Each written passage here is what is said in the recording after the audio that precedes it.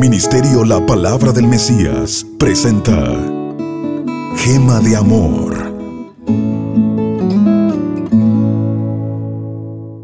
Bienvenidos una vez más aquí a su programa Gema de Amor. Síganos por Medios ACN en YouTube y también por la canal Palabra del Mesías. Estamos continuando con el tema Viviendo el Evangelio en nuestras relaciones matrimoniales y estamos tocando el punto cómo enfrentar el pecado. Seguimos con la segunda parte de este punto, que es usar el modelo bíblico para la confrontación del pecado. Luego de haber entendido, mis hermanos, la importancia de amar, que es el tema que habíamos tratado anteriormente, cómo el amor nos va a abrir una innumerable cantidad de posibilidades y cómo vamos a permitir a través del amor ver a nuestro cónyuge, vemos lo importante que es el amor también para la confrontación de pecado. Y entonces así podemos pasar a la forma de cómo vamos a enfrentar el pecado. Evidentemente que no podemos afrontar este problema fuera de los parámetros establecidos por Dios. Estos parámetros están establecidos por Dios en su palabra. Y esto ya que sin lugar a dudas estaríamos obviando el consejo de Dios en torno a este asunto. Y obviamente, si queremos vivir el Evangelio en nuestro matrimonio, está claro que es a la luz del Evangelio que debemos enfrentar todas las situaciones, ya sea situaciones alegres o situaciones dolorosas. Así que en las Escrituras encontramos la manera correcta de confrontar el pecado en nuestro cónyuge o en nuestro cónyuge. Dice en la Biblia, en Mateo 18, 15 al 17, si tu hermano peca, ve y repréndelo a solas. Y si te escucha, has ganado a tu hermano. Pero si no te escucha, lleva contigo a uno o a dos para que toda palabra sea confirmada por boca de dos o tres testigos. Y si rehúsa escucharlos, dilo a la iglesia. Y si también rehúsa a escuchar a la iglesia, sea para ti como el gentil y el recaudador de impuestos. Es importante destacar que el propósito de la confrontación del pecado es la reconciliación. Más que el demostrar a la falta a la otra persona, está la restauración de la comunión que ha sido estorbada por el pecado. Y obviamente, sin lugar a dudas, también, o más bien en primer lugar, ha sido interferida entre Dios y ambas personas involucradas en el asunto. Dice en el Evangelio de Mateo, capítulo 5, versículo 21 al 24, habéis oído que se dijo a los antepasados, no matarás. Cualquiera que cometa homicidio será culpable ante la corte. Pero yo os digo que todo aquel que se enoja con su hermano será culpable ante la corte. Y cualquiera que diga racá a su hermano será culpable delante de la Corte Suprema.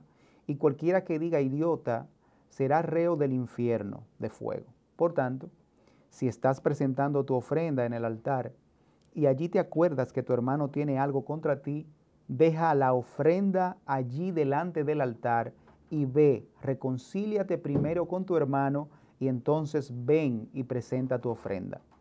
En este texto vemos las consecuencias que tiene el simple hecho de llamar a nuestro hermano racá o idiota. Y claro, quien está juzgando esta cosa o esta acción es Dios. Así que en el momento que tenemos algún sentimiento negativo contra nuestro hermano, ya entonces tenemos a Dios de frente y sabemos que Dios es el juez justo. Es interesante cómo el Señor manda de una manera contraria o totalmente diferente a la manera en que normalmente entendemos que debemos de actuar en este asunto. El Señor no dice, si tienes algo contra tu hermano, ve y pídele perdón. Tampoco dice que en caso contrario vayas y le digas, o le exijas que te pida perdón. Tampoco dice el Señor que vayas y le pidas perdón. Ahora bien, sí el Señor dice que te reconcilies. Y es importante que enfaticemos la palabra reconciliación, pues este es el objetivo principal de la confrontación del pecado. Y es el objetivo que nos muestra el Señor al instruirnos en torno a la forma de cómo confrontar el pecado. La reconciliación es la palabra que debemos de tener siempre presente a la hora de hacer una confrontación de pecado. Porque como ya hemos dicho anteriormente, este es el objetivo principal a que se debe apuntar. Y no sería de otra manera, pues el Evangelio apunta en todo momento a la reconciliación. Y es porque ese es el objetivo principal del Evangelio. Si nos preguntamos, ¿para qué vino Cristo al mundo? ¿Para qué vino Cristo a morir? ¿Para qué Cristo resucitó?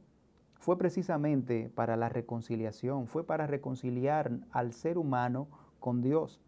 Así que la reconciliación es, en primer lugar, lo que debemos o lo que debe de movernos a confrontar el pecado. La reconciliación con nuestro cónyuge y la reconciliación de ambos para con Dios o con Dios. Y digo ambos, pues la mayoría de las veces esos pecados son consecuencias de algún mal comportamiento de nuestra parte, ya sea conscientemente o inconscientemente. Esos muchas veces son consecuencias, esos pecados, de nuestra forma de comportarnos. Entonces, ahí vamos a proceder luego de esto, de haber entendido la importancia del amor, de haber entendido que el propósito principal de la confrontación del pecado es la reconciliación. Entonces procedemos al primer paso, que es hablar con nuestra pareja. Obviamente, este proceso debe de estar complementado con oración. La oración, mis hermanos, es de vital importancia en el proceso de confrontación. En primer lugar, la oración es importante porque se necesita la dirección de Dios en todo el proceso de confrontación. Y también, si no dedicamos, si no buscamos la dirección de Dios en este asunto, entonces podríamos dirigirnos a la otra persona de una manera carnal. Estaríamos actuando muchas veces de una manera carnal, bajo nuestra dirección, bajo lo que yo quiero realmente que la otra persona haga. Y también, más que la reconciliación, tenemos también que profundizar en lo que es el problema que estamos pasando, el problema que vamos a confrontar. Y también, en segundo lugar, la oración te capacita espiritualmente para la confrontación. Es importante que este paso se estudie con mucho detenimiento. Se estudie con mucho detenimiento el asunto que compete, ¿no? El asunto de pecado que se va a confrontar. Porque pudiera darse el caso que lo que vemos como un pecado de nuestro cónyuge sea en realidad una exageración de nuestra parte, o que realmente el egoísmo no nos deje ver que quien está pecando realmente soy yo. Por eso es necesario que estudiemos con mucho detenimiento el asunto, pero estudiarlo, mis hermanos, a la luz de las Escrituras. ¿Qué dice las Escrituras con relación a este problema? Escudriñar también nuestro corazón a ver si es un problema verdadero y que no es una creación de nuestra mente. Hubo una época en mi vida en la que había algo que mi esposa hacía que a mí me molestaba mucho. Y yo siempre me preguntaba, ¿por qué ella hacía eso de esa manera? Un día yo me detuve a meditar en ello y me convencí de que lo que me estaba molestando no era más que una bobada. Era algo totalmente que carecía de importancia. Luego de eso, aunque yo evidentemente sentía el mismo impulso en el momento que mi esposa hacía eso, bueno, yo me controlaba y todo esto fue sucediendo y paulatinamente desapareció esta cosa. Todo esto desapareció de mi vida. Y es por esto que decimos que tenemos que escudriñarnos y escudriñar el asunto y ver, visualizar el asunto realmente. De ser posible, en este punto también tenemos que hablar con nuestro pastor o con un hermano maduro con el que normalmente tenemos confianza. Esto, mis hermanos, puede arrojar mucha luz acerca de la situación que estamos viviendo. Y puede ser algo que está siendo motivado por mi orgullo. Puede ser que esa situación esté siendo motivada por mi egoísmo. Si es así, entonces cuando hable con esa persona, bueno, pues puede ser aclarado. Y también eso nos puede también conducir a nosotros al arrepentimiento. Y en vez de llevar ya esta situación como una discusión, a compartirlo con mi cónyuge, o como una confrontación, se convierta realmente en una petición de oración o en un arrepentimiento delante de nuestro cónyuge. Cabe destacar, mis hermanos, en este punto que cultivar una comunicación efectiva desde el inicio de nuestra relación va a ayudar a minimizar problemas mayores en el futuro. Y cosas que para algunas parejas sean problemáticas, van a ser superadas sin inconveniente ninguno, sin ningún tipo de inconveniente. El segundo paso, en caso de que falle el primer paso, sería entonces ya presentarlo de una manera formal al pastor o algún hermano maduro de confianza de la pareja para que le ayude a orar y en el momento adecuado conversar con ambos del asunto. Obviamente, estamos hablando de situaciones que son pecaminosas o que de alguna manera incentivan al pecado o la pérdida de la comunión matrimonial. Hay situaciones que no necesariamente son pecados, pero que indirectamente motivan reacciones negativas que van lentamente erosionando la relación. Situaciones que nos vamos guardando y no las conversamos, pero tampoco la perdonamos. Es por esto que la comunicación es de vital importancia. Tratamos de pasar esas situaciones por alto como algo insignificante, pero poco a poco van creando alguna raíz de amargura en nuestros corazones y en un abrir y cerrar de ojos explotamos y en ese momento echamos a perder todo. Este paso es uno de los más incómodos porque estamos involucrando a una tercera persona en la situación de nuestro matrimonio. Es por esto que la persona que involucremos como consejero o como mediador sea una persona madura, que goce de respeto de nuestro cónyuge y de nosotros mismos. Normalmente, quien cumple con estas características es el pastor de nuestra iglesia. Por eso la recomendación es que se acuda al pastor. El tercer paso, en caso de que falle este último, es evidente que si bien la persona no ostempere con los pasos anteriores, entonces tendremos que pasar a este paso, al paso número 3. Y esto quiere decir que más que un problema matrimonial, ya entonces es un problema espiritual profundo. Y digo profundo porque no ha ostemperado con ninguna de las advertencias o con ninguna de las remarcaciones que se le ha hecho anteriormente. Quizás esta situación se haya agudizado por algún descuido espiritual o por cualquier otra razón. Esto obviamente no necesariamente llevará al divorcio, pero sí debe de entenderse que en este punto es cuando más el cónyuge que es creyente debe demostrar más el Evangelio en su vida. Es en este punto donde la belleza del Evangelio se puede ver.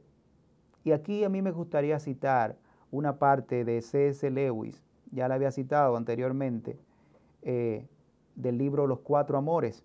Dice así: hay que mirar el crisma de esta terrible coronación, no en las alegrías del matrimonio de cualquier hombre, sino en sus penas, en la enfermedad y sufrimientos de una buena esposa, o en las faltas de una mala esposa, en la perseverante y nunca ostentosa solicitud o inextinguible capacidad de perdón de ese hombre, perdón, no aceptación. Aunque aquí el autor está refiriéndose a la comparación de Cristo y la iglesia con el matrimonio de un hombre y una mujer, es evidente que esto implica tanto para ellas o aplica tanto para ellas como para ellos. Así que quienes pueden hacer sufrir al cónyuge pueden ser los hombres como las mujeres. Y aquí, dice Lewis, donde está el crisma de la coronación de ese hombre o de esa mujer. Es aquí donde la belleza del Evangelio sale a relucir. Belleza para aquel que se comporta mal, porque es quien recibirá la bendición. El que se porta bien solamente tendrá de su parte sacrificio. Es evidente que en este punto lo único que nos moverá a permanecer en el compromiso que hicimos delante del Señor, más que cualquier otra cosa, aquí necesitaremos mucho más de la ayuda del Señor. Obviamente, debemos de seguir preocupándonos por la restauración de nuestro cónyuge, preocupándonos por su pecado, sabiendo que Dios puede restaurarlo.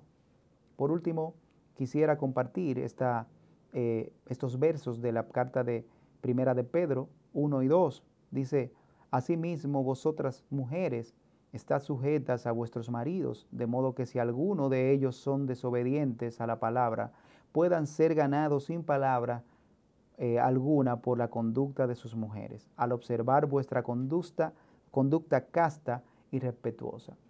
El apóstol Pedro está hablando aquí a las mujeres, sin embargo es algo que aplica también tanto para hombres como para mujeres.